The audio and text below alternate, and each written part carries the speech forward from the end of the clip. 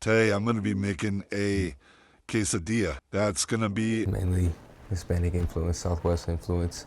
Really nice cheese.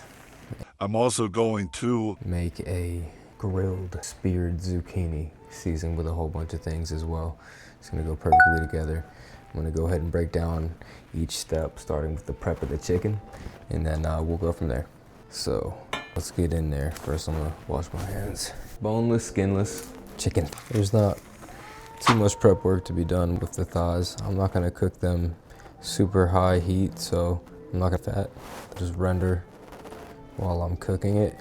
You wanna definitely get it to be completely unfolded. Some of them get tied up with some of the tendons or the connective tissue, so you just wanna go ahead and spread that out first before you season it, so that all the seasoning gets in the crevices. I only need 2. I'm gonna make 2 smaller quesadillas. They're not 10-inch tortillas. They are 8. Looks like 8. Maybe they're 10. I don't really know. Put the rest of these thighs in the freezer. Back to the action. So with the spice combination that we're going to be using, it's going to be the Southwest, as you know. So we're going to definitely use salt and pepper. Gotta have those. Gotta have olive oil. We're going to mix all of the spices into the olive oil first, and then we're going to coat the chicken with it. So let's go ahead and I'll show you the breakdown of the portions of the spice that you want to use so you get the perfect combination. First things first, with the olive oil, you just need enough, period. Enough to give the chicken a thin glaze. 3 parts smoked paprika. That's the biggest component of the spice mixture, is the smoked paprika. So that's definitely going to get in. Make sure this is the actual bowl I put the olive oil in. It is indeed. I eyeball it for sure. I don't really measure with teaspoons or tablespoons, but if you're going to measure with a tablespoon, just figure 3 tablespoons of smoked paprika. Then comes the backer uppers. So we're going to do garlic powder. This is the 2 scoops, or 2 tablespoons if you're going to use a tablespoon. Or I'm just gonna eyeball it and just, that looks good to me. Just gonna feel it. Decent amount of black pepper. If you know me, I love my black pepper. This is really just a combination of white, red, and black. Chili powder, 1 tablespoon. Cayenne, a little bit. That wasn't too much, trust me. Cumin. This is pretty much, in my opinion, my favorite aspect of the spice mixture. Maybe the most important one, but it's very strong, so you don't want to do too much of it. Instead of doing 3 parts cumin, it's gonna be 1 part cumin, but I'll probably do 1.5 parts cumin. Smelling it gives me nostalgia. I don't know why. It's like I've smelt it. I've smelled this before. It's good. Salt. That's what brings it all together. Makes the flavors really pop. Let me get a little spoon to mix this up with. That's beautiful. Oh my goodness. The color of this. Consistency, more importantly. Just enough of the spices to thicken the olive oil, but not cake it up, if that makes sense. It's all running very smoothly. So far, so good. Let me show you.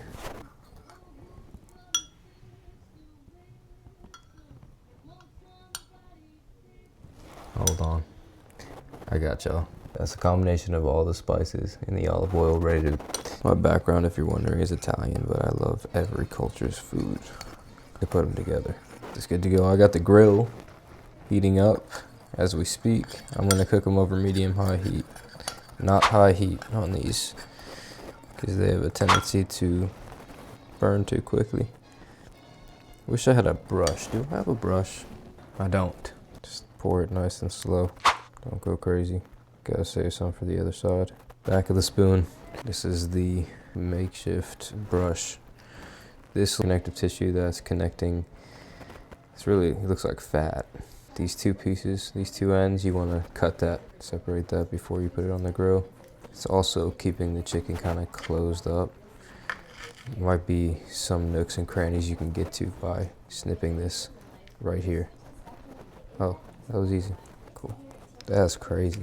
Get inside all the cracks. That's the first side. We're gonna flip it over and go to the top. That was the bottom bits of the olive oil as possible. This really looks like it's only enough for, somehow I made it work. Thought it was only gonna be enough for 1. It's good. You can always add more olive oil to a mixture before you put it on the chicken to increase the volume if necessary. I just think I got it perfect, to be honest. It's perfect in every way. Just eyeballing it gets you pretty far. All the nooks and crannies. There you go, beautiful. Those are gonna go on the grill, and they're not gonna burn because they have the olive oil on them. 415 degrees, perfect. Let me go ahead and take them out, and then I'll bring them in and make the quesadillas, and I'll show you that in just a minute. It's kind of jumping back and forth between 410, 415. That's pretty much exactly where I want it to be. Do it upside down. When you put the chicken on the grill, put it upside down. That way the fat on the underside can render. All that flavor drips into the meat. That's what you want. We're gonna give that about 10 minutes. Flip halfway through. I would love to have a British accent. In the meantime, what I'm gonna do is... what I can do is actually grate up this banana pepper jack cheese. Jack cheese is the best for quesadillas because the way it melts, its composition, its fat composition. But let me go ahead and get that really quick, and I'll show you what you want to do in terms of the thickness of the cheese. Then we'll get ready to make that quesadilla. When it comes to the zucchinis, I'm going to use cumin actually as a main, and then we're going to finish it with lime and cilantro, but obviously salt and black pepper as well. Maybe a little bit of chili powder. I'm not going to put the garlic on the zucchini. I could, and onion if I wanted to. It doesn't tell you the diameter. Regular flour tortillas this time. Banana pepper jack. That one right there. Y'all know that though. That bit of cheese. Too hard. Can't use it. Oh, it's so good. You get a grip with a paper towel. You definitely don't want to get paper towel into your food, but it definitely limits how much I want to use. I'd probably say a quarter cup when it comes to the cheese for your quesadilla. You can see the shreds of banana pepper actually. As I'm doing that, there's banana pepper getting caught in the grater. It's really awesome. It goes very nicely with what we're doing here. I need more though. If I run short on this, I might be adding some provolone. It looks like it's about a quarter, a third. What do you guys think? That's unreal. That's one of the best cheeses just in general I've ever had is banana pepper jack. All right, let me make sure my chicken isn't cooked. Flip this. It's not there yet. That was a premature flip if I've ever seen one. Let me go ahead and bring that back. Please, continue. Now I'm gonna get the zucchini spears prepped and ready to hit the grill so that when I'm working on the quesadilla, I can also have the zucchini spears on the grill. Organic. I always like to clean as I go, mainly because after I eat, don't want to do it then. Trying to kick shit after I eat. All right, let me make sure this stays cool. Put it in the freezer for just a minute. Chicken's probably ready to flip at this point, so I'm going to take care of that. But I'm also going to get the zucchini ready. Once again, organic. First you cut the head and the tail off. Then you're going to go once down the center. And one more time to create spears. And there's a line actually right down the center of the zucchini to follow. Makes it really easy. You can, if you want, peel the skin. Personally, I don't like to do that because if you're going to be grilling it, it might fall apart a little bit. So this skin holds it together. The temperature got up there, 455 now, and it smells so good. I think it's going to be another 7 minutes. Silicone brush will do the trick in terms of brushing the olive oil on. I just don't have one. So what I'm going to do instead. So, thin layer, and then coat the open sides, just like that. It's a nice little hack if you don't have a way to brush olive oil on your vegetables or your meat. It doesn't hurt to put the skin in it as well. There you go. That's nice. I like it. Now they're ready to be seasoned. Here we go. Cumin. Oh, I can smell this shit all day. Give it a sharp, earthy tone. Remember, we're gonna finish these up with lime and cilantro. It's gonna round out the flavor a bit, brighten it up. Chili powder. Why not? A little bit of paprika, a tiny bit on this.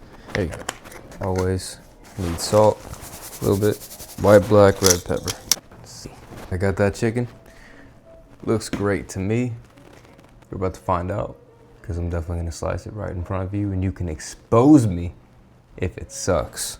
I'm pretty sure it's perfect. Medium-sized pan. Now you can use olive oil for a quesadilla, but everybody knows that butter makes it just better and in a lot of different ways. I'm burning the fingerprint out of my hand right now, but patience is not one of my stronger suits. I would say that's probably enough for 2 tortillas. Oh my gosh. Whew. Bursting with flavor. Tortillas, one at a time. One thing that makes me feel a little bit less guilty about using butter in the quesadilla is that it is unsalted, which means that the sodium level is not going to be affected overall by me using the butter. Now the fat content, it's worth it. Fat makes things taste good. So this is ready to go. Let me preheat the medium pan that we have here on the stove. Medium heat.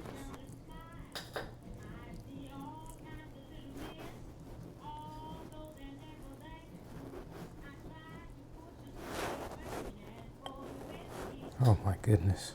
Had that cheese in the freeze, stayed solid and together. That's what you do to preserve the gravy. Just make sure it isn't completely frozen, and it's not, it's perfect really. It's just a bit cool, which is all right. And if you really want that awesome end bite, always put some cheese around the very edge, even though it's not covering the chicken, because you want that to squeeze out and form this cheesy crust right at the very edge. That's good. Flip that over, you know what I mean? Just a reasonable amount. That's all you need. And then fold that shit over. You know what I'm saying? Give it a nice hand hug and take that off the heat just for a second. Efficiently coat all of this. Good to go. And now I'm gonna put it back on the heat. You can cook them both at the same time.